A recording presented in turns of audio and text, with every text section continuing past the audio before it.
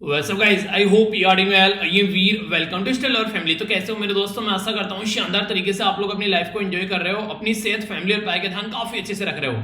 सबसे पहले तो happy Dhanteras to all of you. आपको भी, आपके परिवार को भी और सभी यारों दोस्तों रिश्तेदारों को अच्छे से एंजॉय करना है। जैसे कि आप लोगों को पता है कि ये एक तरीके से दिवाली का एक स्टार्टिंग हो चुका है।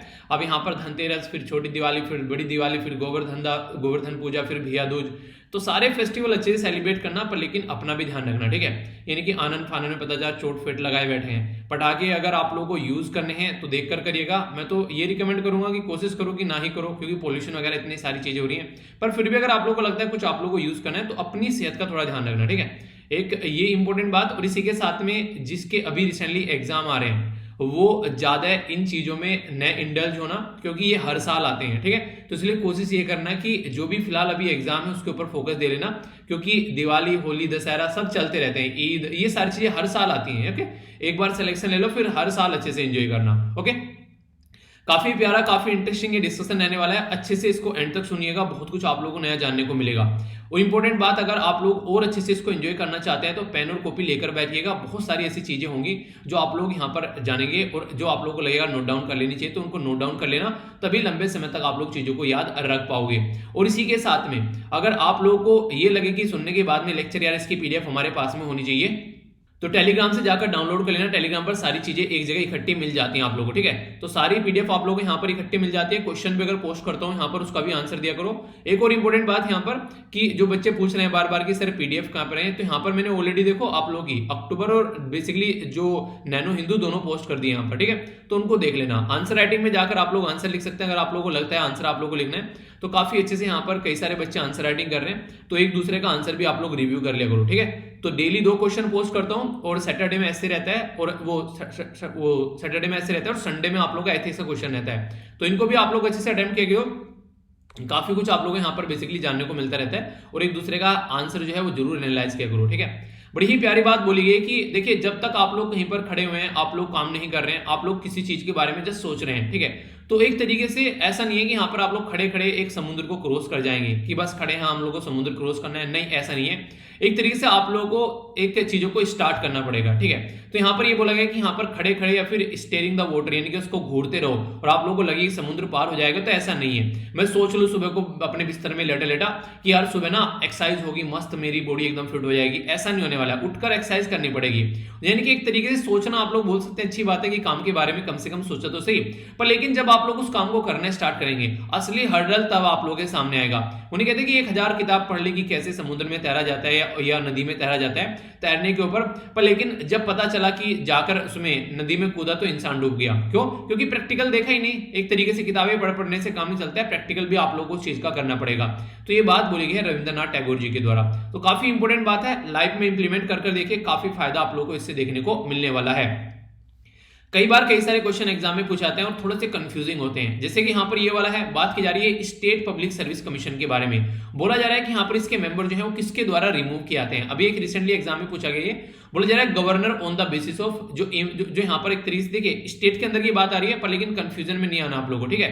तो यहाँ पर इसको थोड़ा ध्यान से सुनिएगा, क्योंकि इस तरह के क्वेश्चन ये रिपीटेडली कई बार पूछे जाते हैं, ठीक है। तो इसलिए आप लोगों को इसके बारे में पता होना चाहिए। तो यहाँ पर क्या बात बोली गई पहले स्टेटमेंट में कि governor on the basis of जो यहाँ पर इंपीचमेंट इन जो विधानसभा, ठीक है। तो ये बोला गया है governor after the inquiry conduct by supreme court, president after the inquiry conduct by supreme court, governor after the inquiry conduct by high court, ठीक है। तो ये यहाँ पर स्टेटमेंट है। तो सही आंसर क्या है? ए, बी, सी, एफ, डी। इसको अटेम्प्ट कीजिए। वीडियो के एंड में मैं आप लोगों को इसका आंसर बताऊंगा, ठीक है। हमारा जो डिस्कशन होगा वो 2 पार्ट में डिवाइड होगा। पहले हम लोग एडिटोरियल डिस्कस करेंगे और फिर हम लोग यहाँ पर डिस्कस करेंगे न्यूज एनालिसिस। बहुत ही इंपॉर्टेंट रहने वाला है, बहुत सारी बेसिक इन्फॉर्मेशन और बैकग्राउंड इन्फॉर्मेशन के साथ में आप लोगों को चीजें जानने को मिलेगी। तो इसलिए टकटकी लगाकर लेक्चर को सुनना, ताकि चाहे किसी भी तरीके से क्वेश्चन बन जाए तो आप लोगों को उससे रिलेटेड डाउट न रहे, ठीक है। तो इन्हें कहने का मतलब है काफी अच्छे से काफी कुछ डिस्कस करने वाला हूं। तो बहुत सारे ऐसे पॉइंट होंगे जो आप लोगों को काफी फायदा पहुंचाएंगे, चाहे आंसर राइटिंग, चाहे ऐसे राइटिंग, और चाहे आप लोग एक तरीके से इंटरव्यू में जा रहे हैं, ठीक है। तो इसलिए अच्छे से सुनना, ओके। एक और इंपॉर्टेंट बात, कल एक बच्चा बोला था कि सर ये भी दिखाना बंद करोगे क्या यार? इसलिए मैंने बोला था क्योंकि मेल मेरे पास में था, ठीक है। इसलिए मैंने आप लोगों को जो एनालिसिस में जो क्लिप दिखाया करता था वो सारी क्लिप्स जो है मैंने बंद कर दी। उसका रीजन यही है कि यहाँ पर देखिए ये नहीं चाहते हैं कि इनका कंटेंट जो है वो इसे पब्लिकली दिखाया जाए, ठीक है। तो मेल आया था तो मैंने बात की थी, तो उन्होंने बोला कि दिक्कत हो जाएगी कि हम फिर एक्शन लेंगे। तो फिर वही बात है यार, जब उनका कॉपीराइटेड कंटेंट है तो बस मैं आप लोगों को कोशिश करूंगा कि यहाँ पर चीजें नए दिखाऊं, आगे से इसको भी कोशिश करूंगा एक बार फ्रेमवर्क बन जाए 1-2 दिन के अंदर ये भी चीज दिखानी बंद करूंगा। बस यहाँ पर ये रहेगा कि इस आर्टिकल में ये है, ठीक है। यानी कि एडिटोरियल तो वैसे ही डिस्कस करेंगे, न्यूज एनालिसिस वैसे ही डिस्कस करेंगे, पर हिंदू की जो यहाँ पर ये पूरा ही मैं दिखा रहा हूँ वो नहीं दिखाऊंगा, ठीक है। तो ये फालतू में जब उनका कंटेंट है और वो इस तरीके से मेल भी कर रहे हैं, बातें कर रहे हैं, तो उसका कोई मतलब नहीं बनता है, ठीक है। तो इसको थोड़ा सा देखेंगे। बाकी आइए एक बार देख लेते हैं यहाँ पर G20 की मीटिंग के बारे में, और इसी के साथ में कई सारी बातें और देखने को मिलेगी, उन सब मुद्दों को समझेंगे। और अभी आप लोगों को पता होगा कि हमारी कंट्री के प्राइम मिनिस्टर मोदी साहब के द्वारा यहाँ पर बोल दिया गया है कि 2070 तक हम लोग यहाँ पर नेट जीरो एमिशन करेंगे। नेट जीरो का मतलब ये नहीं होता है कि बिल्कुल भी एमिशन नहीं करेंगे हम लोग कार्बन डाइऑक्साइड या दूसरी गैसेस का, करेंगे एमिशन पर, लेकिन इस तरीके से करेंगे कि हम लोग इसको बेसिकली रोक भी सके, यानी कि उन्हें जितने पेड़ लगाने हैं जितने काटने हैं उतने ही लगाने भी हैं। तो उस वाले फंडे पर हम लोग आगे बढ़ने वाले हैं। तो ये फंडा है, इसके ऊपर भी काफी कुछ आप लोगों को जानने को मिलेगा। बहुत ही प्यारा आर्टिकल है, डिटेल में डिस्कस करूंगा काफी अच्छे से, तो आप लोग समझ पाएंगे। ओके, नेक्स्ट जो यहाँ पर आर्टिकल है, ये जापान के अंदर इलेक्शन हुए और वहां पर जो नए प्रेसिडेंट चुनकर आ रहे हैं, तो उसी के बारे में बात की जा रही है। प्रेसिडेंट कौन है, उनका नाम क्या है, कुछ हल्का सा आइडिया आप लोगों को होना चाहिए। और बाकी मैप में कहां पर है जापान, तो वो भी हम लोग देख लेंगे यहाँ पर ये न्यूज एनालिसिस के टाइम पर जब मैं इसको डिस्कस करूंगा, ठीक है। तो वहां पर मैं आप लोगों को बता दूं क्योंकि वहां पर भी ये न्यूज कवर की गई है। ये जो आर्टिकल है, अभी आप लोगों को पता है कि अफगानिस्तान में तालिबान आ चुका है, तो तालिबान में अफगानिस्तान के आने से हमारी कंट्री के ऊपर क्या क्या इंपैक्ट पड़ सकते हैं, तो ये कई सारे इंपोर्टेंट पॉइंट मैं कई बार आप लोगों से डिस्कस कर चुका हूं। वीडियो के एंड में एक बार आप लोगों का रिवीजन करा दूंगा यहाँ से, ताकि आप लोग इसको समझ पाए, ठीक है। तो वही कई सारे इशू आप लोगों को देखने को मिलेंगे। ये बेसिकली अंडरग्राउंड वोटर के बारे में बात की जा रही है, यानी कि एक तरीके से आप लोग बोल सकते हैं कि ये वोटर से रिलेटेड आर्टिकल है, तो इसके ऊपर भी हम लोग नजर डालेंगे। कास्ट सेंसस के बारे में आर्टिकल है, तो कई सारी इंपॉर्टेंट फैक्ट्स और फिगर होते हैं जो कि कई वजह न्यूज में है, तो बैकग्राउंड की इंफॉर्मेशन के साथ में आर्टिकल को हम लोग डिस्कस करने वाले हैं, जो कि आप लोगों को पता होना चाहिए। क्रिप्टो करेंसी की क्या कंडीशन है और इसके बारे में कुछ बैकग्राउंड इंफॉर्मेशन, हमारा आरबीआई क्या कहता है इसके बारे में, सुप्रीम कोर्ट क्या कहता है, तो कई सारी बातें आप लोगों को जानने को मिलने वाली है, ठीक है। इसी के साथ में यहाँ पर ये वाला आर्टिकल थोड़ा सा डिफरेंट आप लोगों को देखने को मिलेगा। हालांकि आर्टिकल तो पूरा पॉलिटिकल है मैक्सिमम, पर लेकिन इसके अंदर कई सारी बातें की गई है और एक बात को रिपीटेडली बोला गया है कि एक टाइम था यहाँ पर स्पेशल कैटेगरी स्टेटस के बारे में, ठीक है। तो उसके बारे में बात की जा रही है। तो ये आर्टिकल में आप लोगों को थोड़ा सा डिटेल में कुछ इस तरीके से कि आप लोगों को सुनकर ये लगेगा हाँ यार इसका पता होना चाहिए, और being a citizen of India आप लोगों को पता भी होना चाहिए, भारतीय नागरिक होने के नाते इसके बारे में तो जानेंगे कई सारी बातें। यहाँ पर तो वही है किस किस को कितना डोज दे दिया गया वो बताया जा रहा है। दीपावली भी आ रही है, आप लोगों ने अपना डोज लिया कि नहीं, किस किस ने फर्स्ट लिया वो फर्स्ट लिखे, जिसने दोनों ले लिया वो दोनों लिखे। देखता हूँ हमारी एसएलवी फैमिली कितने डोज ले चुकी है, ठीक है। 2 वाले कितने, हालांकि मैं भी अभी इसी कैटेगरी में हूँ, ठीक है। तो जल्दी यहाँ पर अपनी कंप्लीट करूंगा। आइए अब आगे बढ़ते हैं। पहले मैं आप लोगों को यहाँ पर बेसिकली बात करूंगा, अगर आप लोगों से कोई पूछ ले स्पेशल कैटेगरी के स्टेटस के बारे में, तो ये स्पेशल कैटेगरी का जो स्टेटस है ये आंध्र प्रदेश के बारे में, ये यहाँ पर अभी रिसेंटली न्यूज में फिर से आ रहा है। रीजन क्या था, रीजन ये था कि जब आंध्र प्रदेश को बाइफोर्केट किया गया, यानी कि जब आंध्र प्रदेश को तेलंगाना से अलग किया गया, अलग कब किया गया इसको 2014 में, यानी कि 2014 में अलग किया गया। जब 2014 में अलग किया गया उस टाइम पर आप लोगों को पता है हमारे देश में जो सेंट्रल इलेक्शन भी हुए, तो उस टाइम पर बीजेपी और एक और पॉलिटिकल पार्टी थी जिसके बारे में यहाँ पर बार बार रिपीटेडली जिक्र किया गया। तो इस तरीके से जैसे स्टेट में जो मेन पॉलिटिकल पार्टी होते हैं उनके बारे में हल्का सा जान सकते हैं। इस पॉलिटिकल पार्टी का नाम है तेलुगु देशम पार्टी।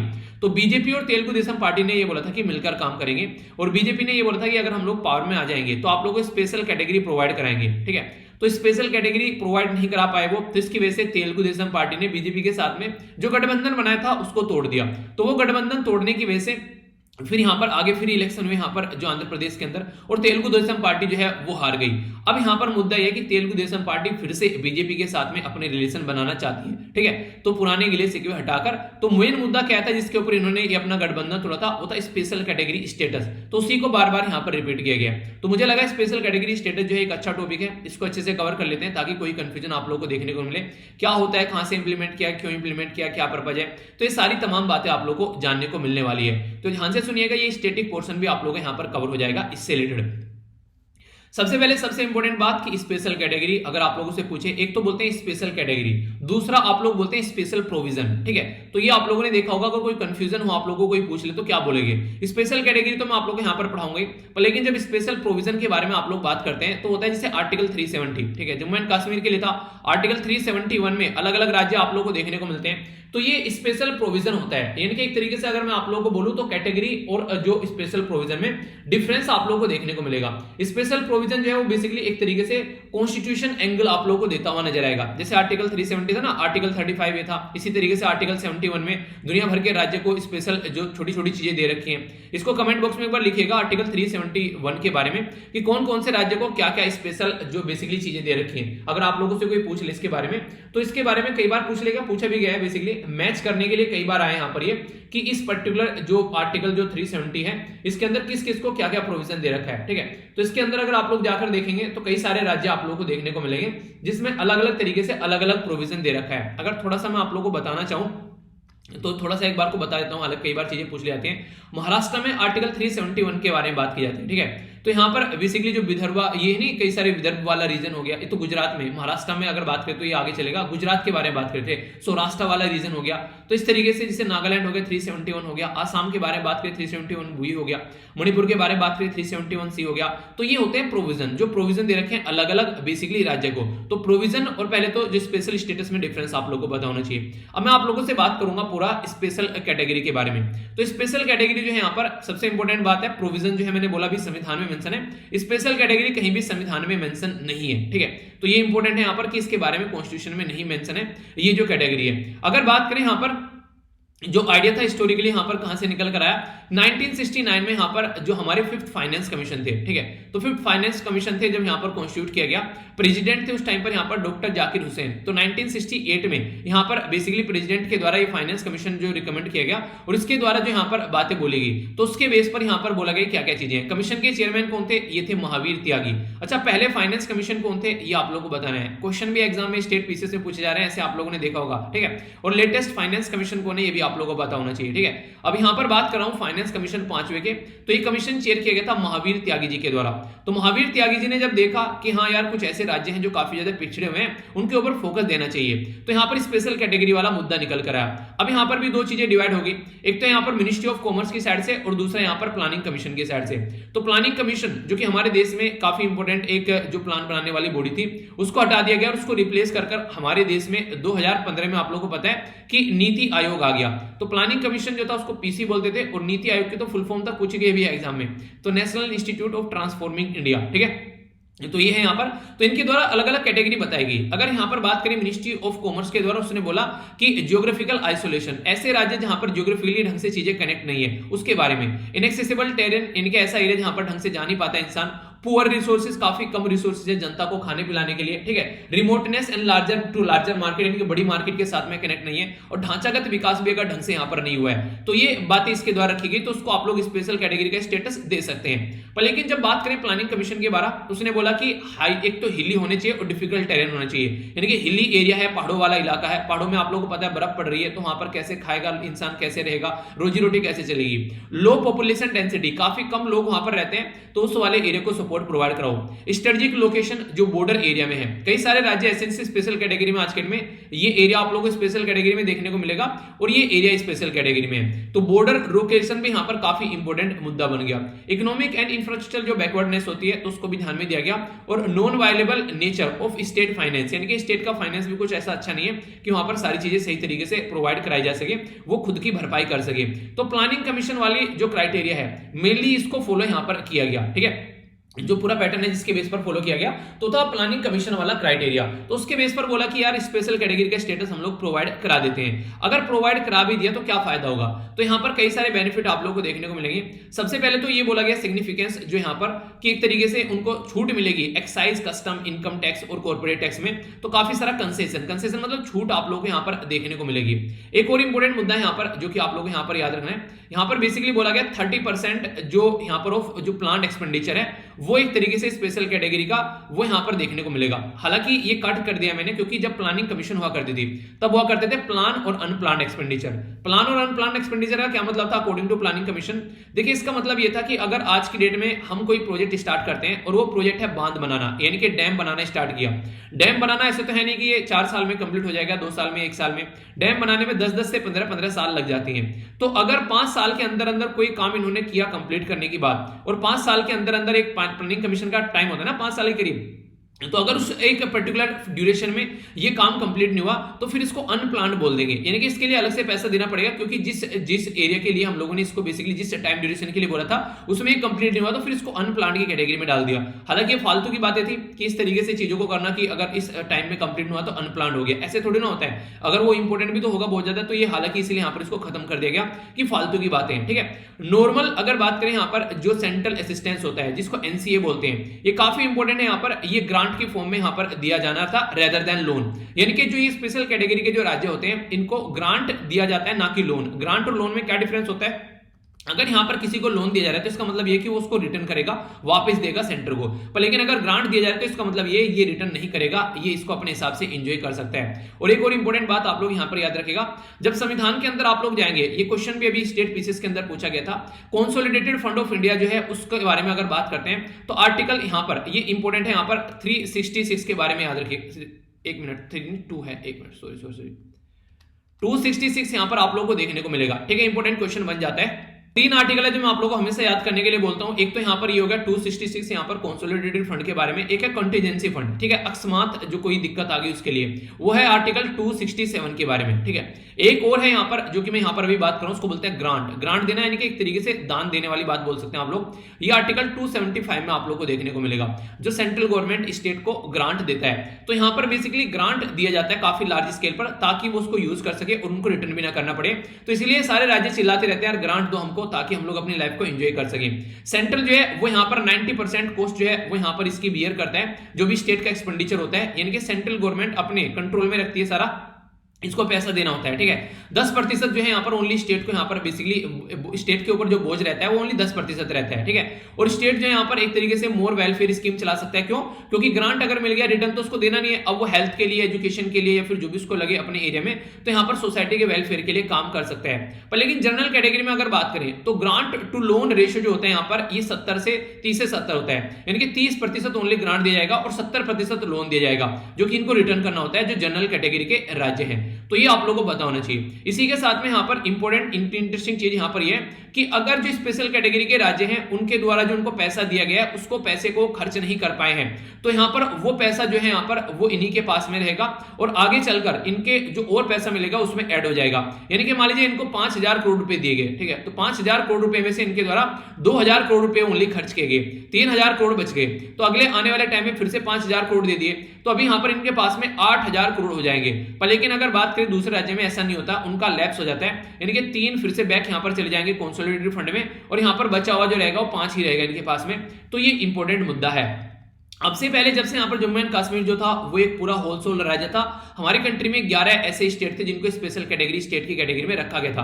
पर लेकिन अभी यहाँ पर क्या हुआ, जम्मू एंड कश्मीर यहाँ से निकल गया, तो अभी आप लोगों को यहाँ पर जो देखने को मिलेगा स्पेशल कैटेगरी में टोटल 10 राज्य हैं, क्योंकि जम्मू एंड कश्मीर क्या हो गया, वो यहाँ पर एक यूनियन टेरिटरी बन गया। तो अरुणाचल प्रदेश, आसाम, मणिपुर, मेघालय, मिजोरम, नागालैंड, त्रिपुरा, तो रटना नहीं है, सारे नॉर्थ ईस्ट के राज्य हो गए, ठीक है। बाकी के 3 कौन थे? जम्मू कश्मीर, हिमाचल प्रदेश और उत्तराखंड। इसमें से जम्मू कश्मीर निकल गया, अब हिमाचल प्रदेश और उत्तराखंड रह गया, जिनको स्पेशल कैटेगरी की चीजें जो है वो प्रोवाइड कराई जाती हैं। तो ये इसके चलते यहां पर काफी ज्यादा ये बातें थी, ठीक है। आगे अगर बात करूं यहां पर, अभी यहां पर रिसेंटली क्या बातें चल रही हैं कि बोला यहां पर ये जा रहा है कि अगर प्रेजेंट के टाइम पे रखे बातें तो आप लोग बोल सकते हैं कि मेजर रिकमेंडेशन यहां पर जब दी गई 14 फाइनेंस कमीशन के द्वारा, हमारी कंट्री में ये कौन थे? ये वाईवी रेड्डी साहब थे। देखिए मैंने कई बार बोला है ये फाइनेंस कमीशन जरूर रखिएगा याद, इसकी वजह से काफी कुछ चीजें चेंज हो गई। क्यों? क्योंकि इससे पहले जो सेंटर था वो यहां पर स्टेट को जो पैसा देता था वो लगभग 32% देता था, ठीक है। पर लेकिन यहां पर अभी यहां पर रिसेंटली इसको बढ़ाकर 42% कर दिया, एक बहुत बड़ा जंप देखने को मिला। तो ये सारी जो रिकमेंडेशन दी गई थी ये वाईवी रेड्डी साहब के द्वारा दी गई थी, ये रिकमेंडेशन सेंटर ने एक्सेप्ट कर ली और 42% शेयर यहां पर दिया जा रहा है, जो कि यहां पर स्टेट को जो दिया जाता है सेंटर की साइड से। पर लेकिन इंपॉर्टेंट बात एक और याद रखिएगा, ये स्टेट को दिया जाता था, अभी रिसेंटली क्या हुआ, अभी यहां पर जम्मू एंड कश्मीर को यूनियन टेरिटरी बना दिया, तो इसके चलते जो 42% था यहां पर उसको घटाकर 41% कर दिया। किसने? 15 फाइनेंस कमीशन ने। तो 15 फाइनेंस कमीशन कौन है? ये है एनके सिंह, ठीक है। तो एनके सिंह जी के द्वारा ये काम किया गया। एनके की फुल फॉर्म बताइए, चलिए देखता हूं किसको पता है। एनके सिंह, कभी कभी फुल फॉर्म में भी आप लोगों में कंफ्यूजन डालने के लिए क्वेश्चन दे देते हैं, ठीक है। तो संविधान की एक पोस्ट होगी यहां पर, आर्टिकल 280 के तहत फाइनेंस कमीशन जो है वो हमारा एस्टेब्लिश किया जाता है प्रेसिडेंट ऑफ इंडिया के द्वारा। तो उनके द्वारा पहले 42% था यहां पर, अभी इसको घटाकर 41 कर दिया। क्यों? क्योंकि 1% जो है वो Jammu and Kashmir union territory battery को दे दिया है, जिसके चलते अभी 41% की शेयरिंग आप लोगों को देखने को मिल रही है। तो ये 42% अभी 41% कर दिया गया 15 फाइनेंस कमीशन के द्वारा। 10% जो पॉइंट है यहाँ पर जो बेसिकली बोला गया यहाँ पर 13 फाइनेंस कमीशन से, वो इन्होंने ज्यादा पैसा दिया। अब ये बोले जब ऑलरेडी हम लोग 40% आप लोगों को पैसा दे रहे हैं, तो हम लोगों को नहीं लगता यार आप लोगों को स्पेशल कैटेगरी जैसी कोई चीज चाहिए, क्योंकि पैसा तो ऑलरेडी सबका आप लोगों को मिल जा रहा है। तो इसलिए यहाँ पर स्पेशल कैटेगरी वाला फंडा जो है इन्होंने अभी बंद कर दिया। तो इसके चलते जब आंध्र प्रदेश चिल्ला रहा था कि मुझे स्पेशल कैटेगरी दो, स्पेशल कैटेगरी दो, तो तेलुगु देशम पार्टी ने बोला तुमने धोखा दिया है, ठीक है, तो तुम तो धोखेबाज हो, तो यहाँ पर अब तुम धोखेबाज हो गए तो हम तुम्हारे साथ में काम नहीं करेंगे। तो उन्होंने अपना गठबंधन तोड़ लिया बीजेपी के साथ में उस टाइम पर। तो इसके चलते ये दिक्कतें देखने को मिली। फाइनेंस कमीशन जो होता है ये प्रेसिडेंट ऑफ इंडिया के द्वारा अपॉइंट किया जाता है। 1951 में पहले फाइनेंस कमीशन बनाए गए। तो बताना आप लोग कौन थे, आर्टिकल 280 के तहत इंडियन कॉन्स्टिट्यूशन के हिसाब से अगर आप लोग बात करते हैं तो, ठीक है। अभी यहाँ पर जो करंट है उसमें मुद्दा थोड़ा सा ये भी है कि यहाँ पर जो भारतीय जनता पार्टी और तेलुगु देशम पार्टी जो थी, यहाँ पर इनके बारे में अगर बात करें तो यहाँ पर जब बेसिकली इनके द्वारा बातें की गई तो इनके सींग गड़ गए। यहाँ पर एक बजट प्रस्तुत किया गया कि हमको यहाँ पर स्पेशल कैटेगरी का राज्य दो। इसी के चलते यहाँ पर इनके दो मिनिस्टर भी थे, यूनियन सिविल एविएशन मिनिस्टर जो पीएसओ गजपति राजू, और इसी के साथ में यहाँ पर सत्यनारायण चौधरी। तो इनके द्वारा जो कि साइंस एंड टेक्नोलॉजी मिनिस्ट्री थी, बीजेपी से इन्होंने डिजिग्नेशन तक दे दिया आंध्र प्रदेश को स्पेशल कैटेगरी दिलाने के लिए, और ये बोला कि हमारा राइट है, यानी कि हमारा अधिकार है। जब यहाँ पर 2014 में तेलंगाना को अलग किया गया तो बहुत सारे रिसोर्सेज ऐसे थे जो कि राज्य यूज किया करता था, वो सारे रिसोर्सेज मैक्सिमम तेलंगाना के पास में चले गए। ये बिल्कुल ऐसे बिहार को अलग किया गया जब यहाँ पर झारखंड से, तो कई सारे ऐसे रिसोर्सेज थे जो कि झारखंड में चले गए, तो उसके चलते यहाँ पर दिक्कत हो गई, ठीक है। तो इस तरीके से इनके द्वारा बोला हमको भी एक तरीके से आप लोगों को स्पेशल कैटेगरी का स्टेटस देना है। तो चंद्रबाबू नायडू जो थे उस पे यहाँ पर चीजों को छोड़कर चले गए। तो फिर से इस गठबंधन को करने की बात इनके द्वारा की जा रही है, ठीक है। अब मुझे नहीं लगता कि कोई कंफ्यूजन आप लोगों को इसको लेकर होना चाहिए। पूरा डिटेल में मैंने आप लोगों से डिस्कस किया, अब आप लोगों के माइंड में पूरी क्लैरिटी होनी चाहिए, ठीक है। अगर फिर भी कोई कंफ्यूजन होगा तो कमेंट बॉक्स में जरूर बताना, इसको हम लोग डिस्कस कर लेंगे, ओके। नेक्स्ट जो इंपोर्टेंट आर्टिकल है, फिर से मैं बोलूंगा, देखिए क्वेश्चन जो है वो आप लोगों के टेलीग्राम पर पोस्ट कर देता हूं डेली। एक तो होता है स्टैटिक क्वेश्चन और एक होता है करंट का क्वेश्चन, ठीक है। उनको आप लोग जरूर अटेम्प्ट कीजिए। 50,000 से भी ज्यादा मेंबर वहां पर जुड़े हुए हैं, लिंक सबका वीडियो के नीचे मिल जाता है, ठीक है। और अगर कोई आप लोगों से एक दूसरे से पूछता भी तो आप लोग प्लीज उसको बता दिया करो। अगर कोई नया बच्चा आता है तो आप लोग एक दूसरे के साथ में मिलजुल कर काम कर सकते हैं, ठीक है। और इसी के साथ में अगर कोई फर्स्ट टाइम आंसर लिखता है तो वो भी एक दूसरे का आंसर एनालाइज कर सकता है। इससे क्या होगा, आप लोग लंबे समय तक चीजों को याद भी रख पाएंगे, ओके। तो ये कुछ बेसिक इन्फॉर्मेशन है। बाकी तो यार देखिए जितना अच्छे से चीजों को मजे करके पढ़ेंगे ना उतने लंबे समय तक याद रखोगे, वरना भूल जाओगे। अभी यहाँ पर चाइना का है 2060 तक का याद रखिएगा, ठीक है। 2060 तक का चाइना एमिशन को जीरो करेगा। हमारा 2070 तक हो गया, यानी कि चाइना से 10 साल बाद। और ये कहां पर डिक्लेयर किया, डायरेक्ट क्वेश्चन बन जाएगा। कॉन्फ्रेंस ऑफ पार्टी यहां पर हुई ग्लासगो के अंदर में, यहाँ पर ये सारी चीजें डिसाइड की गई। अगर अपनी प्यारी कंट्री आप लोग यहाँ पर देख पा रहे हैं, यहाँ पर ये बीचों बीच में, तो यहाँ से अगर आप लोग यूके के अंदर जाएंगे, आप लोगों को जूम करके दिखाता हूँ थोड़ा सा, ठीक है। तो यहाँ पर ये यूनाइटेड किंगडम हो गया। यूके के अंदर आप लोग जाएंगे तो यहाँ पर ग्लासगो आप लोगों को देखने को मिल रहा है। तो यहाँ पर ये कॉन्फ्रेंस ऑफ पार्टी अभी यहाँ पर देखने को मिली। तो इस कॉन्फ्रेंस ऑफ पार्टी में जो कि कॉन्फ्रेंस ऑफ पार्टी कौन सी थी, ये 26 थी कोप, तो उसमें यहाँ पर डिसाइड किया गया। ये आगे तक क्वेश्चन बनेगा अब आप लोगों के लिए, क्योंकि 2070 तक का है। अभी एग्जाम आप लोग ऐसे तो नहीं 2070 तक एग्जाम दोगे, तो जब तक भी एग्जाम दोगे इंपोर्टेंट पॉइंट आप लोग का बन जाएगा कि इंडिया ने नेट जीरो एमिशन जो था वो कौन सी कॉन्फ्रेंस में यहाँ पर किया था। आगे चलकर आप लोग अपने बच्चों को भी बता सकते हो कि उस टाइम पर मैं प्रिपरेशन कर रहा था या कर रही थी जिस टाइम पर यहाँ पर ये काम हुआ, ठीक है। तो इस तरीके से कि अगर बेसिक इन्फॉर्मेशन अगर क्लियर होगी तो कोई दिक्कत नहीं देखने को मिलेगी। अभी यहाँ पर इनका टारगेट किस चीज के ऊपर भी है, इनका टारगेट है सस्टेनेबल डेवलपमेंट गोल के ऊपर भी। आप लोगों को पता है टोटल मिलाकर 17 सस्टेनेबल डेवलपमेंट गोल होते हैं, जिसमें गरीबी, भुखमरी, health, quality education, environment, below the life, below water life, above water, life on land, ये सब इन मुद्दों के बारे में बात की जाती है। तो इनका टारगेट जो है वो 2030 तक का है, यानी कि 2030 तक का हम लोग को ये अचीव करना है। अब 2030 तक का अगर आप लोग को ये अचीव करना है तो इसके चलते आप लोग को यहाँ पर प्रॉपर चीजें में लेकर चलना पड़ेगा। तो कॉन्फ्रेंस ऑफ पार्टी जो यहाँ पर अभी चल रही है ग्लासगो के अंदर 26, इसमें ये भी बातें बोली जा रही है कि 2030 तक का आप लोग को चीजों को कंट्रोल करना है। तो इसके ऊपर भी यहाँ पर काफी सारी बातें की जा रही है, तो इंपोर्टेंट क्वेश्चन बन जाते हैं। अब थोड़ा सा यहाँ पर जैसे अभी रिसेंटली क्वेश्चन आप लोगों से पूछ लिए गए कई सारे कि यहाँ पर कार्बन क्रेडिट कहां से निकल कर आया, ठीक है। तो क्योटो प्रोटोकॉल से निकल कर आया। क्योटो प्रोटोकॉल कब की थी तो बताइए, चलिए कमेंट बॉक्स में देखता हूं याद आएगा। अभी आप लोगों से पूछ लेंगे कि कॉन्फ्रेंस ऑफ पार्टी कहां से निकल कर आया, तो कॉन्फ्रेंस ऑफ पार्टी के बारे में याद रखिए। कॉन्फ्रेंस ऑफ पार्टी जो है यहाँ पर यूएनएफसीसी के द्वारा इसको फॉर्म किया गया 1994 में। तो वहां से कॉन्फ्रेंस ऑफ बेसिकली यहां से कॉन्फ्रेंस ऑफ पार्टी निकल कर आया कि ऐसा कोई होना चाहिए कि मिलकर यहां पर काम करेंगे। तो कॉन्फ्रेंस ऑफ पार्टी जो है वो ग्रीन हाउस गैस को जो चल रहा है उसको कैसे कंट्रोल करना है इसके बारे में डिसीजन मेकिंग बॉडी रहती है यूएनएफसीसी। तो यहाँ पर एक पार्टी जो होती है उनका नाम रखना स्टार्ट कर दिया कि इतने नंबर की पार्टी हमारी हो चुकी है, इसमें आगे बातें करेंगे। रेस्पॉन्सिबिलिटी क्या रहती है, कि कैसे क्लाइमेट चेंज को मिटिगेट करना है। मिटिगेट मतलब जो चीजें हो रही हैं उसको कैसे उसका इंपैक्ट कम करना है, क्या क्या अडेप्ट करना है आप लोगों को ताकि इन चीजों को और कम कर सकें, और इसी के साथ में एजुकेट करना है, ट्रेनिंग करना है, पब्लिक अवेयरनेस फैलानी है। तो ये भी कई सारे मुद्दे आप लोगों को यहाँ पर देखने को मिले। कॉन्फ्रेंस ऑफ पार्टी के बारे में अगर मैं आप लोगों से बात करूं तो 1995 से आप लोगों को देखने को मिलेगा कि यहाँ पर बेसिकली ये चीजें स्टार्ट हुई, और यहाँ पर 98 के करीब यहाँ पर आप लोगों को इंक्लूडिंग इंडिया, चाइना, यूएसए इसका पार्ट है। नॉर्मली तो बोन यानी कि जर्मनी के अंदर यहाँ पर इसका सेक्रेटरीट है, पर लेकिन पार्टी जो होती है वो अलग अलग होती है, और जहां जहां पर भी ये पार्टी होती है फिर प्रेसिडेंट यहां पर इसका डिसाइड कर लिया जाता है कि यहां पर कौन यहां पर इसका प्रेसिडेंट रहेगा। यानी कि वो नहीं एक तरीके से जैसे आप लोग बोलते हैं ना कि स्पीकर को जब डिसाइड करना होता है, ठीक है, तो उसी के चलते आप लोग यहां पर इसको समझ सकते हैं, उसी तरीके से यहां पर इसको भी डिसाइड कर लेते हैं। तो कंफ्यूजन आप लोगों को नहीं होना चाहिए, कई बार ऐसे क्वेश्चन आप लोगों से पूछ भी जाते हैं। अभी जो प्रेजेंट कॉन्फ्रेंस ऑफ पार्टी चल रही है इसके बारे में आप लोग याद रखिएगा, इसके प्रेसिडेंट कौन है, ठीक है, तो याद रखिएगा AS आलोक शर्मा, ठीक है। इंटरेस्टिंग चीज यहां पर यह कि आलोक शर्मा का नाम सोचकर ये मत सोचना कि ये तो यार इंडियन पर्सनैलिटी लग रहा है, ठीक है। आलोक शर्मा जो है ये ब्रिटिश नेशनलिटी के पर्सन है, ठीक है, तो इसलिए यहां पर याद रखिएगा। जो हालांकि अगर बात करें कोई आप लोगों से जैसे आलोक शर्मा हो गए, तो आलोक शर्मा देखिए ब्रिटिश मूल के हैं, तो ऐसे नाम देकर आप लोगों से बोल देंगे, कई बार मैच करने के लिए भी कई बार अगर आ जाए तो आप लोग कंफ्यूजन में नहीं आना चाहिए आप लोगों को, ठीक है। तो ये बेसिक चीज है। तो आलोक शर्मा जो है फिलहाल प्रेसिडेंट है यहाँ पर कॉन्फ्रेंस ऑफ पार्टी 26 के। ये फैक्चुअल क्वेश्चन आप लोगों से बन जाता है। कॉन्फ्रेंस ऑफ पार्टी अगर बात करूं तो इंडिया के अंदर जो हुई थी वो जरूर याद रखिएगा। यहाँ पर एक कॉन्फ्रेंस ऑफ पार्टी हुई थी 8वीं, जिसको दिल्ली डिक्लेरेशन भी आप लोग बोलते हैं। उस टाइम पर ये बोला गया था कि जो अमीर कंट्री है वो गरीब कंट्री को पैसा और टेक्नोलॉजी ट्रांसफर करें क्लाइमेट को चेक करने के लिए, ठीक है। हालांकि वो आज तक नहीं हुआ, वो एक अलग बात है। पहली हुई थी यहाँ पर बर्लिन जर्मनी के अंदर, और 1997 जो मैंने क्वेश्चन पूछा ये याद रखिएगा, इसको बोलते हैं ये क्योटो प्रोटोकॉल। इसी से कार्बन क्रेडिट का कॉन्सेप्ट यहाँ पर निकालकर लाया गया था, तो ये इंपॉर्टेंट है। और जिसके ऊपर सब कूद रहे हैं वो है कॉन्फ्रेंस ऑफ पार्टी यहाँ पर, जो कि यहाँ पर 2021 की, ठीक है।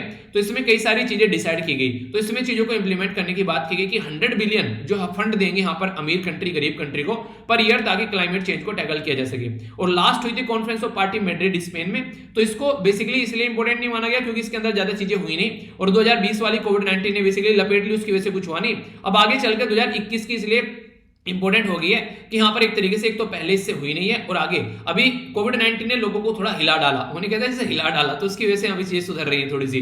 उन्हें कहते हैं जब तक ऊपर सर पे आकर पड़ता नहीं तब तक समझ में नहीं आता है कि ग्लेशियर यार इतने सारे पिघल रहे हैं, क्या करना है, ठीक है। बाढ़ आ रही है दुनिया भर की जगह जगह, ठीक है। ग्लेशियर पिघलेंगे तो वहां पर जो जीव जंतु रहते हैं उनका कैसे काम चलेगा। दुनिया भर के क्लाइमेटिक रिफ्यूजी आज के डेट में हो रहे हैं, तो जब सर पे आकर पड़ती है तो इंसान तब सुधरता है। तो वही सुधरती हुई चीज आप लोग यहाँ पर अब नजर आ रही है, ठीक है। तो ये इसके बारे में याद रखिएगा।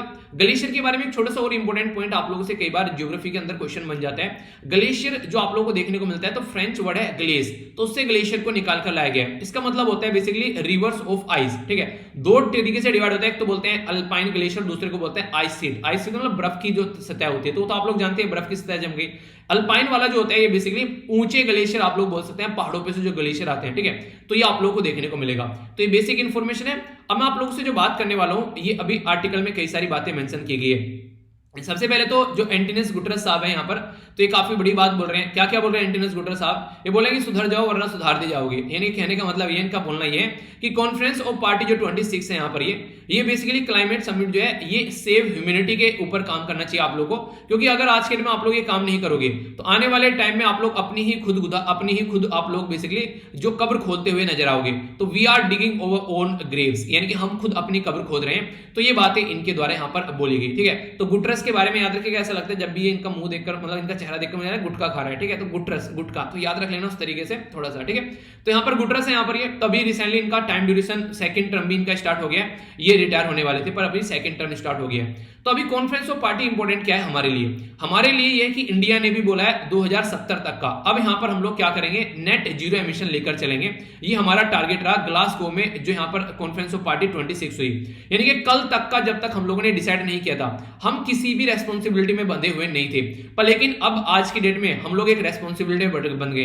ये बिल्कुल ऐसे ही है जैसे कि आप लोग बोलते हैं ना कि अगर जैसे कि आज तक अगर शादी नहीं है तो कोई बात नहीं है, कल शादी हो गई तो अब आप लोगों के ऊपर रेस्पॉन्सिबिलिटी हो गई। अब ये माना जाता है शादी होती कि हाँ इंसान जो है वो अब एक रेस्पॉन्सिबल इंसान बन गया। ये बिल्कुल ऐसे जैसे 12th पास हो गई तो बच्चा है, जैसे ही ग्रेजुएशन में गया तो ये माना जाता है कि अब ये रेस्पॉन्सिबल पर्सन हो गया, ठीक है। तो ऐसा आप लोग यहाँ पर देखने को मिलेगा।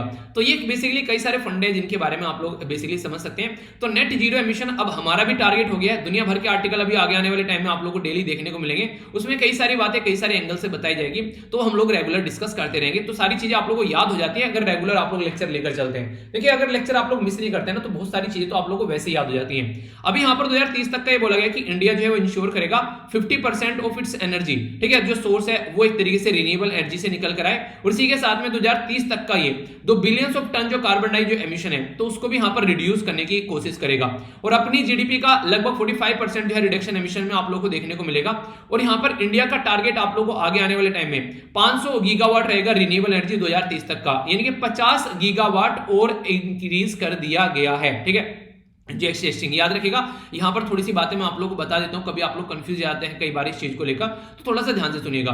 अभी हमारी कंट्री का 2022 तक का जो टारगेट है ना वो है 175 गीगावाट का रिन्यूएबल एनर्जी का, 175 का 2022 तक का है। पर लेकिन अभी हमने अनाउंस कर दिया था कि 450 गीगावाट करेंगे, कब तक का, हम करेंगे 2030 तक का renewable energy. Renewable energy solar energy हो गया, विंड एनर्जी हो गया, तो XH एनर्जी बोलते हैं हिंदी में, इसको यहां पर अभी कर दिया गया। पर अभी 50 और ऐड कर दिया गया प्राइम मिनिस्टर मोदी साहब के द्वारा, तो 500 गीगावाट कर दिया गया 2030 तक का टारगेट। अब इसके बारे में याद रखिएगा, हालांकि बोला तो ये जा रहा है कि लगभग 800 के करीब हम लोग अचीव कर लेंगे जिस पैटर्न में हम लोग चल रहे हैं। पर लेकिन जो यहां पर डॉक्यूमेंटेड हो गया है वो 500 हो गया है अभी, जो कि यहां पर अनाउंस कर दिया गया एक काफी इंपॉर्टेंट तरीके से।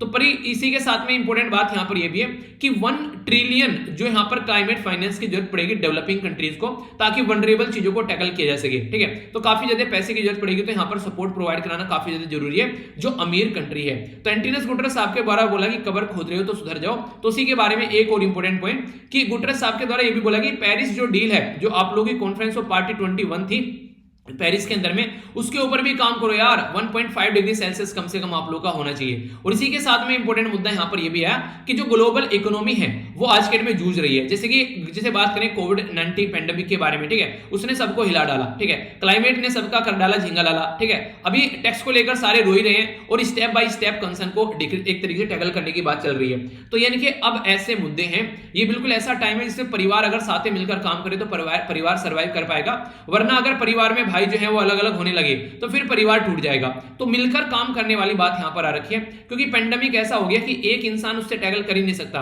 क्लाइमेट चेंज ऐसा हो गया कोई अकेला उसको लेकर चल ही नहीं सकता। टैक्स का स्ट्रक्चर क्या यहां पर ये इंपॉर्टेंट है, इसको थोड़ा सा बता देता हूं डिटेल में, हालांकि पहले बता चुका हूं पर रिवीजन हो जाएगा। कॉर्पोरेट टैक्स जो है, जैसे इनकम टैक्स आप लोग पे करते हैं, ऐसे कॉर्पोरेट टैक्स होता है, कॉर्पोरेशन टैक्स बोलते हैं। कॉर्पोरेशन टैक्स एक ऐसा टैक्स होता है जो कि इनकम टैक्स होता है कंपनीज का, तो ये अलग अलग कंट्री में अलग अलग होता है। तो इसलिए जहां पर ये कम लगता है वहां पर सारी कंपनी जाकर अपना हेड बेसिकली बेस बनाना स्टार्ट कर देती है और बोलती है सारा प्रॉफिट वहीं से आ रहा है, क्योंकि टैक्स कम पे करना पड़ता है। अगर कोई कंपनी 100 करोड़ रुपए कमा रही है तो बोलेगी भाई साहब 99 करोड़ रुपए मेरे यहां से आ रहे हैं, क्यों? क्योंकि टैक्स कम देना पड़ेगा। पता चला इंडिया के अंदर है उसको 15, पता चला 17-18% टैक्स देना पड़ रहा है, ठीक है। अगर वो सिंगापुर के अंदर है पता चला 1% टैक्स देना पड़ रहा है, तो यहां पर 18 करोड़ दे रहा है, यहां पर 1 करोड़ दे रहा है, तो डिफरेंस तो रहेगा ना, 17 करोड़ बच जा रहा है वहां पर, तो क्यों ना वहां पर बताएं अपना बेस वहां पर है। तो इसलिए यहां पर ये टैक्स के चलते अभी इनके द्वारा बोला गया था G20 कंट्रीज के द्वारा कि 15% मिनिमम जो ग्लोबल कॉर्पोरेट टैक्स हम लोग को रखना है, इससे नीचे कोई नहीं जाएगा। तो इसके बारे में बात की गई और ये जरूरी भी है। आज की डेट में देखिए फ्री में अगर आप लोग बोले गवर्नमेंट कैसे कर पाएगी सारी चीजें, उनको हेल्थ भी प्रोवाइड करानी है, ठीक है, उनको एजुकेशन प्रोवाइड करानी है, ढांचा बनाना है, स्ट्रक्चर बनानी है सारी, ठीक है। इतने सारे आप लोग जॉब कर रहे हैं अलग अलग गवर्नमेंट के डिपार्टमेंट में, सबको सैलरीज देनी है, कंट्री का बजट प्रस्तुत करना है, ठीक है। तो ये सारी चीजें पेंडेमिक के चलते हालत खराब हो रखी है, उसको सुधारना है। तो गवर्नमेंट के पास में अलादीन का चिराग थोड़ी ना है कि घिसकर पैसा आ जाएगा। अगर कुछ काम कर रहे हैं एक लार्ज स्केल पर तो रिक्वायरमेंट पड़ेगी बेसिक रेवेन्यू की, और वो कहां से आएगा? वो जनता से आएगा, जो टैक्स पेयर की मनी होती है उससे आता है। हर एक इंसान टैक्स पे कर रहा है। एक अगर आज के डेट में आप लोग कोई दूध का पैकेट भी खरीद कर लेकर आ रहे हैं, कोई बिस्किट खरीद कर लेकर आ रहा है, उसके ऊपर आप लोग टैक्स पे कर रहे हैं, तो उससे यहां पर सारे काम चलते हैं, ठीक है।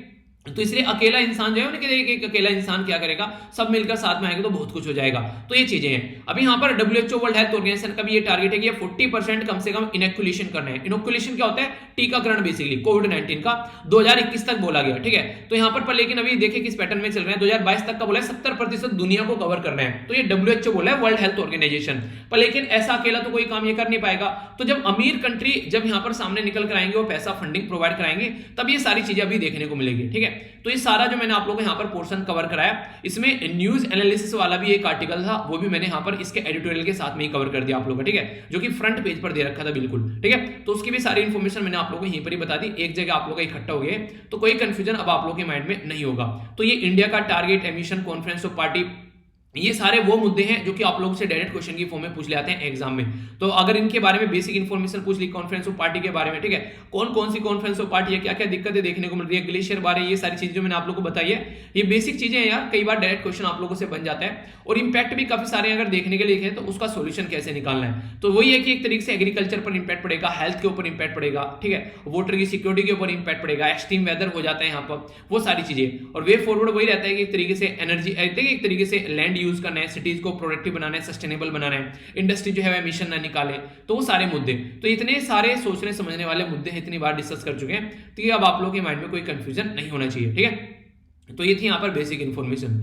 नेक्स्ट जो आर्टिकल है यहाँ पर, ये काफी इंटरेस्टिंग है, ये बेसिकली बिटकॉइन के बारे में बात कर रहे हैं, ठीक है। बिटकॉइन कहां से स्टार्ट किया गया और क्या है ये बिटकॉइन बेसिकली स्टार्ट किया गया था 2008 में, और जिसके द्वारा स्टार्ट किया गया था उसका नाम था सतोशी नाकामोटो, ठीक है, सकोती बोल रहा हूं सतोशी, ठीक है, सतोशी नाकामोटो। तो सतोशी जो नाकामोटो भाई साहब थे, ये एक फेक नाम है, ऐसा नहीं कि ही पर्सनैलिटी थे, इस नाम से बिटकॉइन नाम की कोई चीज बनाई गई, और ये बेसिकली एक तरीके से इंटरनेट के थ्रू बनाया गया प्रोसीजर था, यानी कि एक तरीके से कहते हैं बिटकॉइन जो माइनिंग करके इंटरनेट पे बनाया गया, तो यहाँ पर वर्क किया गया, वहां से बिटकॉइन बनाए गए, जो बिटकॉइन क्रिएट हो गए, उनको यूज करने की बात की गई, पर लेकिन ये बिटकॉइन जिसको आप लोग एक तरीके क्रिप्टो करेंसी बोलते हैं, ये इतनी ज्यादा सिक्योर है कि कोई यहाँ पर इसको नॉर्मली ये मानता है कि इसको हैक नहीं कर सकता, ठीक है। और सबसे इंटरेस्टिंग चीज क्या है यहाँ पर, ये बिल्कुल ऐसी है जैसे घर से 12वीं कर आप लोग बाहर जाते हैं और आप लोग जैसे ही ग्रेजुएशन करने लगते हैं कॉलेज में जाकर, तो कई बार आप लोगों के ऊपर से जो कंट्रोल है माँ बाप को खत्म हो जाता है। अगर आप लोग दूसरी सिटी में चले गए तो ऐसा लगता है कि भाई जिंदगी के मजे आ गए, अब तो घर से निकल गए, ठीक है, तो मतलब कि एक तरीके से इंडिपेंडेंट हो गए।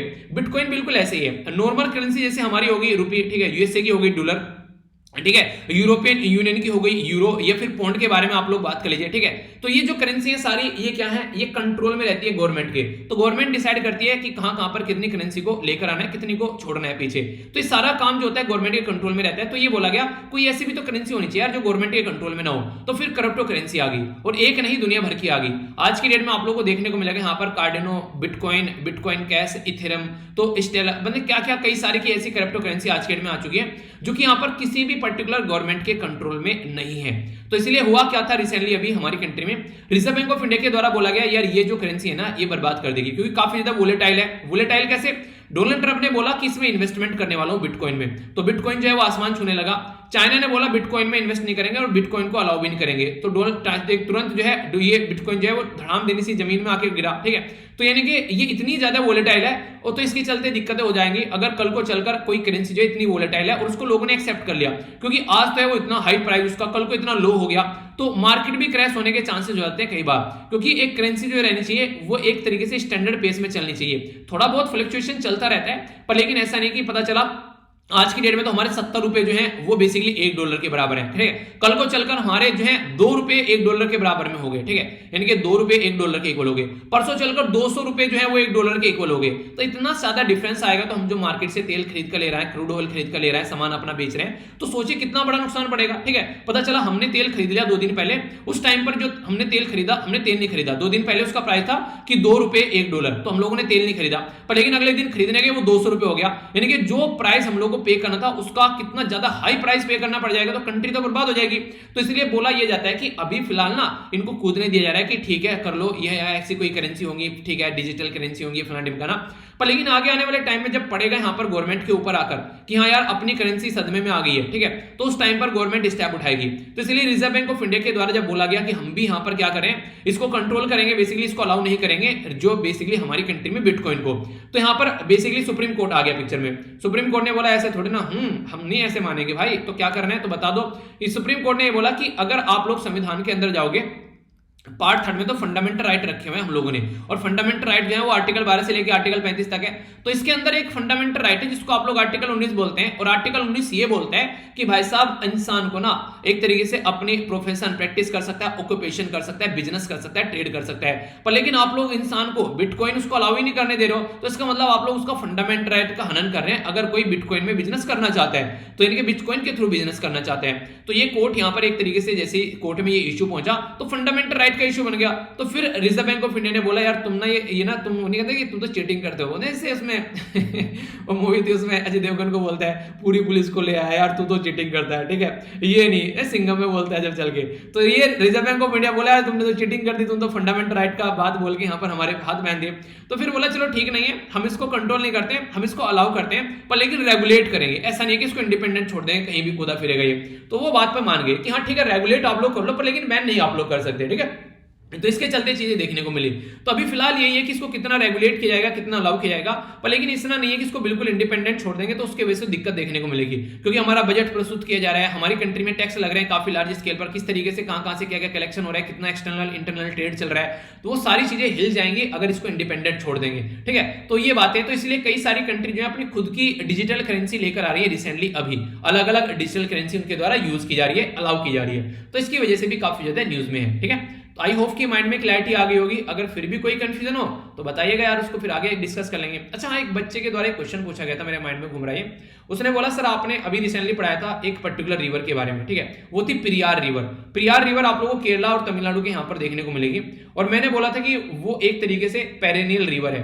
तो पेरेनियल रिवर नॉर्मली मैंने बोला कि नॉर्थ इंडिया की होती है, और नॉर्थ इंडिया की पेरेनियल रिवर वो रिवर होती है जो कि एवरग्रीन रहती है, हमेशा उनके अंदर पानी रहता है, जो कि ग्लेशियर से पानी निकलता आता रहता है। तो पेरेनियल रिवर का मतलब ये नहीं होता कि नॉर्थ इंडिया में ही होगी, पेरेनियल रिवर का मतलब है कि वो 12 महीने उसके अंदर पानी रहता है, ठीक है। तो जो पेरियार रिवर है उसके अंदर 12 महीने तक पानी रहता है, तो फ्यू पेरेनियल रिवर के अंदर वो आ जाती है बेसिकली। तो इसका मतलब ये नहीं कि ग्लेशियर से पिघल के पानी आएगा तो ही पेरेनियल रहेगी। पेरेनियल का मतलब है कि 12 महीने तक अगर वहां पर पानी है तो वो कहीं पर भी हो सकती है, वो पेरेनियल रिवर है। होता क्या नॉर्मली साउथ इंडिया में मैक्सिमम जो रिवर है वो मॉनसून के आने पर तो खिलखिलाकर घूमती है, कूदती हुई चलती है, पर लेकिन जैसे ही मॉनसून गया तो तुरंत वो बेसिकली बर्बाद हो जाती है। पर लेकिन यहाँ पर कई सारी रिवर ऐसी हैं कि फिर भी यहाँ पर पानी बना रहता है कॉन्टिन्यूअसली। तो अगर कोई भी ऐसी रिवर जिसमें 12 महीने तक पानी बना रहता है, ठीक है, तो वो पेरेनियल रिवर है। तो एक तरीके से यहाँ पर जो यहाँ पर मुल्ला पेरियार जो डैम था वो रिसेंटली अभी न्यूज में था, तो वो पेरेनियल रिवर है पेरियार, ठीक है। तो याद रखना मुल्ला पेरियार डैम जो है वो यहाँ पर बेसिकली यहाँ पर आप लोगों को देखने को मिलता है केरला के अंदर में, और कंट्रोल करता है तमिलनाडु। तो सारी चीजें मैंने डिस्कस की थी। तो एक छोटा सा टॉपिक है यहाँ पर पेरेनियल और नॉन पेरेनियल रिवर के बारे में। तो ऐसा नहीं है कि साउथ इंडिया में कोई पेरेनियल रिवर नहीं है, तो कंफ्यूजन आना आप लोग को बिल्कुल भी नहीं है, ठीक है। तो कुछ भी ऐसे मुद्दे होते हैं तो उसके बारे में थोड़ा सा क्लैरिटी माइंड में होनी चाहिए, ओके। आगे चलने वाला हूं, जो नेक्स्ट आर्टिकल आप लोगों के सामने यहां पर आ रहा है, इससे पहले मैं आप लोगों को एक कॉन्सेप्ट बताना चाहूंगा, जो कॉन्सेप्ट आप लोग समझ पाएंगे तो आप लोग और अच्छे से चीजों को अंडरस्टैंड कर पाएंगे। इक्वलिटी के बारे में अगर बात करें, एक साइड में लोग बोलते हैं इक्वलिटी, ठीक है, और एक साइड में आप लोग को बोलते हैं इक्विटी। तो इक्वलिटी और इक्विटी में क्या डिफरेंस है अगर मैं आप लोगों से पूछ लूं, वीडियो को एक बार पॉज कीजिए यहीं पर ही और इसके बारे में बताइए कि इक्वलिटी और इक्विटी में क्या डिफरेंस है। इक्वलिटी का मतलब होता है, जैसे मैं बोलूं कि यहाँ पर जैसे आप लोग में कई सारे बच्चे हैं, ठीक है, तो मैं बोलूं कि किताबें आप लोगों को देनी है पढ़ाई करने के लिए, ठीक है। तो यहाँ पर जब मैंने आप लोगों ने किताब देनी स्टार्ट की थी जब यहाँ पर बेसिकली, ठीक है, तो उस टाइम पर क्या था, तो एक तरीके से हर एक पर्सन को मैं किताब दे दूं, ठीक है, चाहे कोई एक तरीके से अंबानी का बेटा हो और चाहे कोई एक रिक्शा वाला का बेटा हो, तो इक्वलिटी होगी कि सबको किताबें प्रोवाइड कराई जा रही है। तो ये इक्वलिटी जो है वो काम की चीज नहीं होती है, क्योंकि जिसके पास में ऑलरेडी रिसोर्सेज है उसकी अहमियत ही नहीं समझेगा, उसके लिए कोई इज्जत ही नहीं है उसकी, वो ऑलरेडी एंजॉय कर रहा है। यानी कि तो हो गया अंबानी का जो बेटा है उसको हम लोगों ने कोई एक नॉर्मल सी कार गिफ्ट कर दी कि हाँ चलो खुश करने के लिए उसे, अरे क्या करेगा उस कार का, ठीक है, डब्बे में डाल देगा, कहीं पर ले जाकर किसी नौकर को दे देगा। पर लेकिन सोचिए वही कार जो है एक ऐसे इंसान को दे दी जो रिक्शे वाला था, ठीक है, वो पूरी जिंदगी जो है वो इसको एंजॉय भी कर पाएगा और उसको प्रोटेक्ट करेगा, उसको ढंग से रखेगा भी, वहां पर अहमियत देखने को मिलेगी। तो ये इक्विटी वाला कॉन्सेप्ट नॉर्मली फॉलो किया जाता है, जिसके पास में ऑलरेडी रिसोर्सेज हैं उसको ज्यादा रिसोर्सेज नहीं देने हैं, जो अपनी जिंदगी में अच्छे से एंजॉय कर रहा है, रिसोर्सेज उसको देने हैं यहाँ पर जो कि बेसिकली ढंग से उसके पास में रिसोर्सेज नहीं है। तो ये बेसिकली रिजर्वेशन का जो कॉन्सेप्ट आता है वो इक्विटी से निकल कर आता है, ना कि इक्वालिटी से निकल कर आता है। तो ये रिसेंटली ऐसे क्वेश्चन आप लोगों से इंटरव्यू में पूछ ले जाते हैं, तो इक्वालिटी और इक्विटी में आप लोग को डिफरेंस पता होना चाहिए। तो इक्विटी जो है वो मोर बैलेंस सोसाइटी बनाने की कोशिश करती है।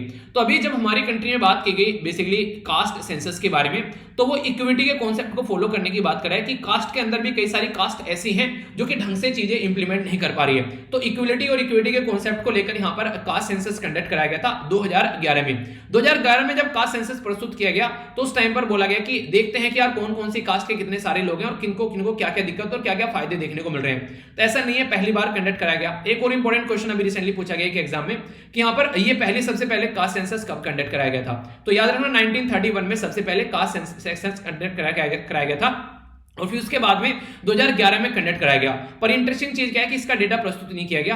क्यों? क्योंकि ये बोला गया कि लाखों कास्ट निकल कर आ गई देश के अंदर में। लाखों कास्ट मतलब यानी किसी के गोत्र पूछा गया, उसने भी अपनी कास्ट बता दी, किससे कास्ट पूछा गया कुछ और बता दिया, यानी कि एक ही लोगों को पता ही नहीं है गोत्र में और कास्ट में डिफरेंस क्या है। तो ऐसी दिक्कतें भी कई सारी देखने को मिली, तो उसकी वजह से प्रॉब्लम हो गई। ठीक है, तो बोला गया कि बिलोंग करते हैं यादव से, तो यादव कास्ट होगी, कोई से यादव लिख रहा है, कोई यदुवंशी लिख रहा है, कास्ट एक ही है।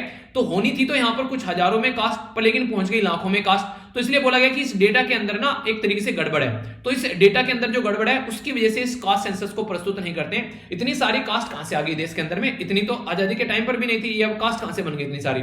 तो लोगों को पता नहीं है कि कास्ट पूछ रहे हैं, गोत्र पूछ रहे हैं, क्या पूछ रहे हैं। तो उसकी वजह से कोई कुछ बता रहा है, कोई कुछ बता रहा है, तो दुनिया भर का डेटा जो इकट्ठा किया गया, दिक्कतें सामने निकल कर आई।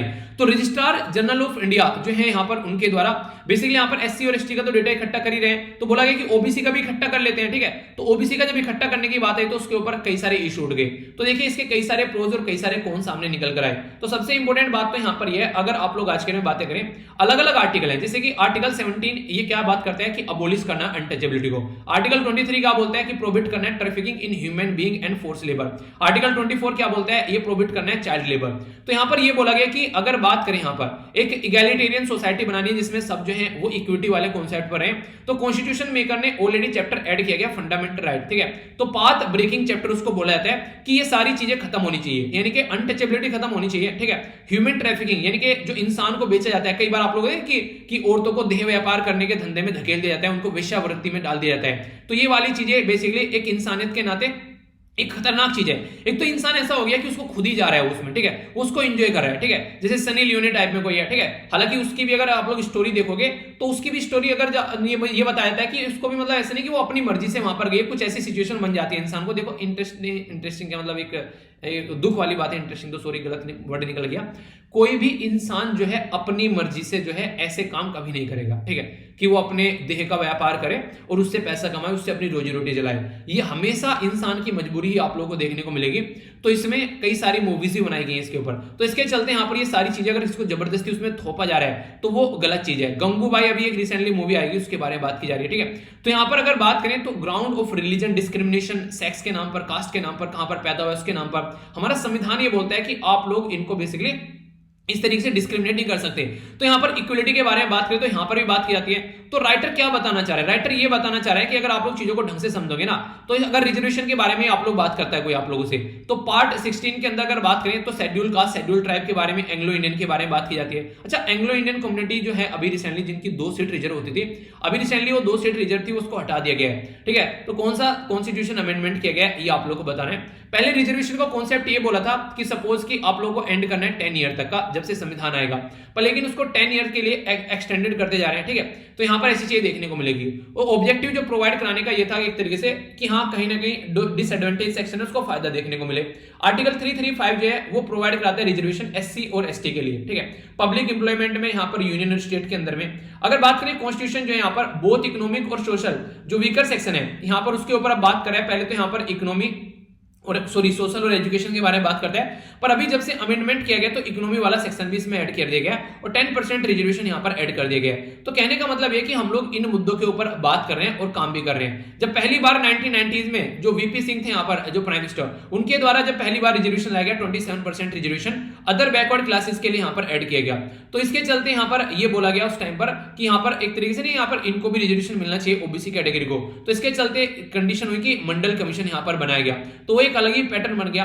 अभी एजुकेशन इंस्टीट्यूशन में आप लोगों को देखने को मिल रहा है कि एक तरीके से यहाँ पर रिजर्वेशन ऐड किया जा रहा है। 22% यहाँ पर कोटा प्रस्तुत किया जा रहा है एससी और एसटी के लिए। ठीक है, एजुकेशन इंस्टीट्यूशन में इसको इंक्रीज किया जा रहा है आने वाले टाइम में। तो कई सारी ऐसी चीजें देखने को मिल रही है। तो यूनिवर्सिटी कैंपस में आप लोगों को देखने को मिलेगा लीगल चैलेंज आ गई, कैसे इसको लेकर चलना है। तो रिजर्वेशन जो प्रोवाइड कराया जा रहा है, इतनी सारी चीजें आप लोगों को देखने को मिल रही है। तो कास्ट का, सोसाइटी का जो बेसिकली एक पैटर्न था उसको सही लेवल पर इंप्रूव करने की कोशिश की जा रही है। तो अगर उसको इंप्रूव करना है तो क्या करना है, लोगों को सही तरीके से आप लोगों को हेल्प प्रोवाइड करानी है। तो उसी के चलते बोला जा रहा है कि यहाँ पर जब पता तो हेल्प तो तब प्रोवाइड कराएंगे ना आप लोग, जब यहाँ पर ये रहेगा कि उनके बारे में आप लोगों को पता है। तो डेटा इकट्ठा करना काफी ज्यादा जरूरी है। इंदिरा साहनी का केस है, उसने बोला 50% से ऊपर रिजर्वेशन नहीं जाना है, पर लेकिन उसको क्रॉस कर 10% और ऐड कर दिया इकोनॉमिक क्राइटेरिया के बेस पर। ठीक है, और यहां पर अमेंडमेंट किया गया आर्टिकल 16 के अंदर कि यहां पर किस तरीके से चीजों को प्रोवाइड कराना है। क्रीमी लेयर वाला कॉन्सेप्ट भी यहां पर इंप्लीमेंट किया था ओबीसी में कि हाँ इतनी सही फैमिली है तो उसको यहां से निकाल ले जाए।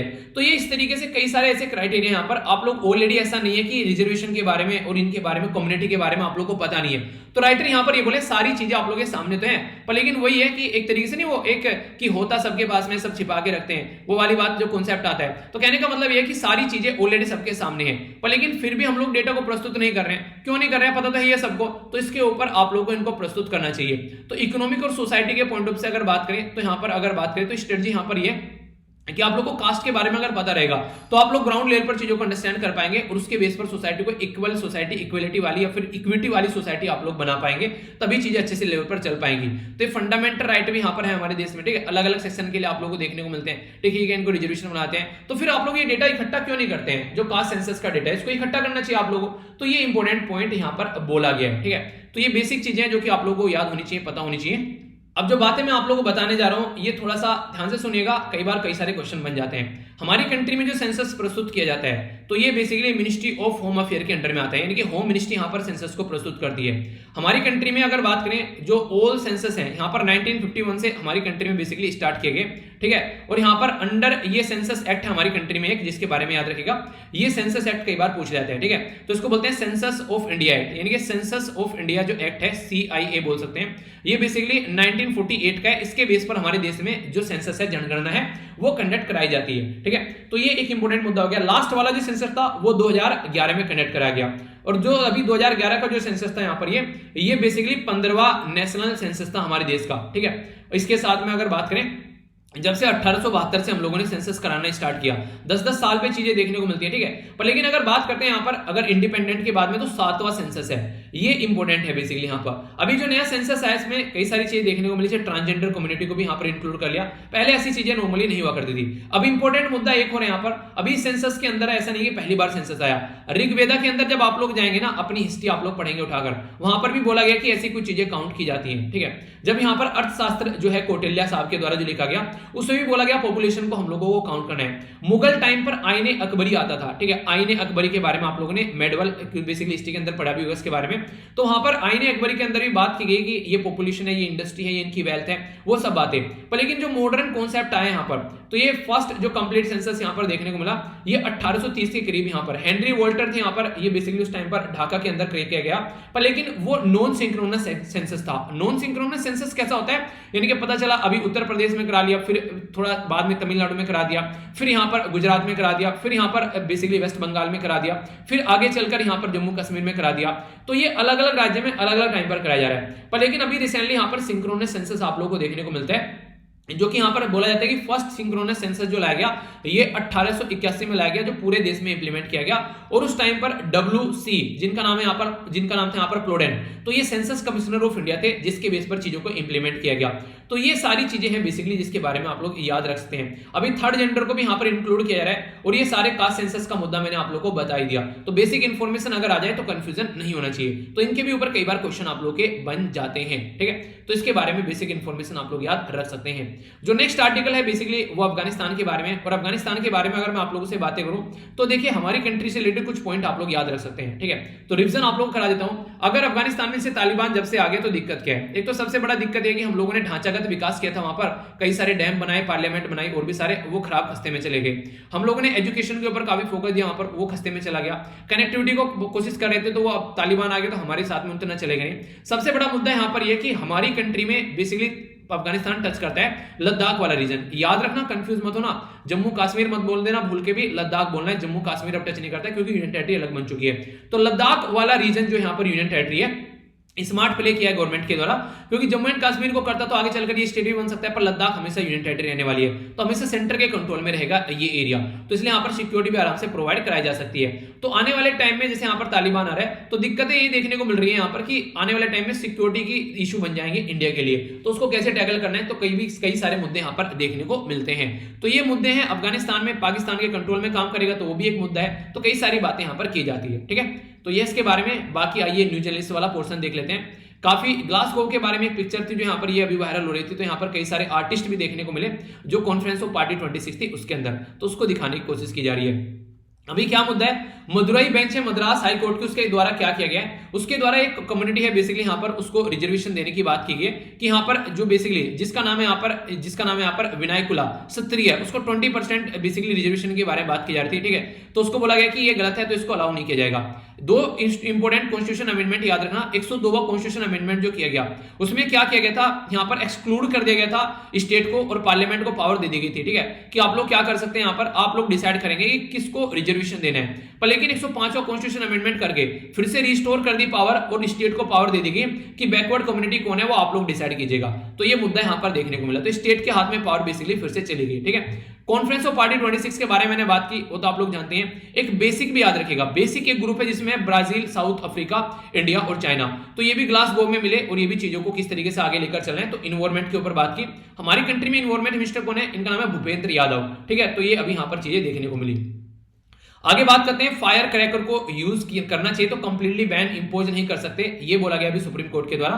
तो एयर पोल्यूशन के मुद्दे देखने को मिलते हैं कई बार, copper, cadmium, zinc, lead, magnesium, sodium, ये सारी चीजें जो यूज करते हैं ये अलग अलग तरीके से, कोई सांस की बीमारी को, कोई ब्लड में कैंसर का काम करेगी, कोई वोमिटिंग का, कोई नर्वस सिस्टम को हैम्पर करेगी, कई सारी दिक्कतें यहाँ पर देखने को मिलती है। इसी के साथ में बेरियम नाइट्रेट है यहाँ पर। ठीक है, तो ये जो ग्रीन जो फ्लेयर निकल कर आती है तो वो यहाँ से निकल कर आती है, तो इनको सबको कंट्रोल करने की बात की जाती है। ठीक है, तो कोई क्लैरिटी नहीं इनके बारे में, तो कई बार ऐसा है कि ब्लैंकेट बैन नहीं लगा सकते इनके ऊपर, पर लेकिन फिर भी ये बोलते हैं कि आर्टिकल जो 21 है वो राइट टू लाइफ के बारे में बात करते हैं। तो अगर यहाँ पर अच्छा इन्वायरमेंट नहीं रहेगा तो राइट टू लाइफ कैसे रहेगी। तो बोला गया कि फ्री, तो ग्रीन क्रैकर आप लोग यूज कर लो।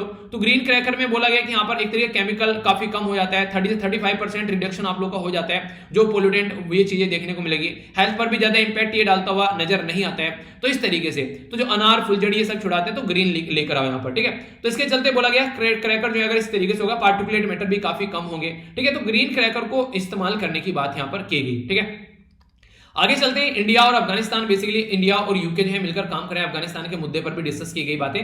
प्राइम मिनिस्टर मोदी साहब जो है बोरिस जॉनसन साहब से मिले। पहले मैं आप लोगों को यहाँ पर पिक्चर दिखा देता था ना, वो बेसिकली कटिंग दिखा देता था। ठीक है, उसमें वैसे भी ज्यादा प्रोडक्टिविटी नहीं आती थी, अब आप लोगों के सामने एक प्रॉपर नोट्स भी रहते हैं। ठीक है, तो ये ज्यादा प्रोडक्टिव लग रहा है, तो इस तरीके से सही रहेगा ना। बाकी आप लोग अपनी राय जरूर बताना।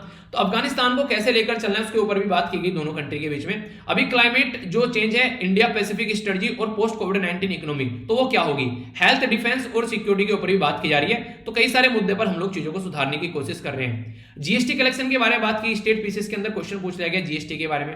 तो याद रखना 101 संविधान में संशोधन था जीएसटी का। ठीक है, अभी बोला गया 1.3 लाख यहां पर करोड़ इकट्ठे हो गए जीएसटी में, जो कि काफी बड़ा नंबर है। तो जीएसटी के बारे में अगर बात करें तो आर्टिकल 279A याद रखना, ये बेसिकली हमारी कंट्री में जीएसटी काउंसिल बनाएगी और उसको पावर दी गई कि आप लोग यहां पर चीजों को इंप्लीमेंट कर सकते हैं। यूनियन फाइनेंस मिनिस्टर जो है हमारी कंट्री के, ठीक है, वो बेसिकली इसके चेयरमैन देखने को मिलते हैं। तो ये बेसिक इन्फॉर्मेशन है, बाकी आप लोगों को मैं कई बार बता चुका हूं। जीएसटी डे किस दिन सेलिब्रेट किया जाता है ये आप लोगों को बताना है। आगे बात करें, गंगा के बारे में बात की जा रही है और रिवर जो यहाँ पर डॉल्फिन जो फिश है, ठीक है, उसके बारे में आप लोग यहाँ पर देखते हैं। तो इसको यहाँ पर सेव करने की बात की जा रही है। ठीक है, तो जल शक्ति मिनिस्ट्री आ गया और उसने बोला कि रेस्क्यू ऑपरेशन यहाँ पर चलाए जा रहे हैं। तो इसके चलते बात करें तो देखिए बेसिकली उत्तर प्रदेश के अंदर यहाँ पर अगर बात करें तो टर्टल सर्वाइवल अलायंस और इन्वायरमेंट फॉरेस्ट क्लाइमेट चेंज, यहाँ पर उत्तर प्रदेश ये मिलकर इसके लिए प्रॉपर प्लान तैयार कर रहे हैं। माना जा रहा है कि रेस्क्यू किया जा रहा है 25 जो गंगा रिवर डॉल्फिन है। इनको ये क्वेश्चन आप लोगों से बन सकता है, इंडेंजर की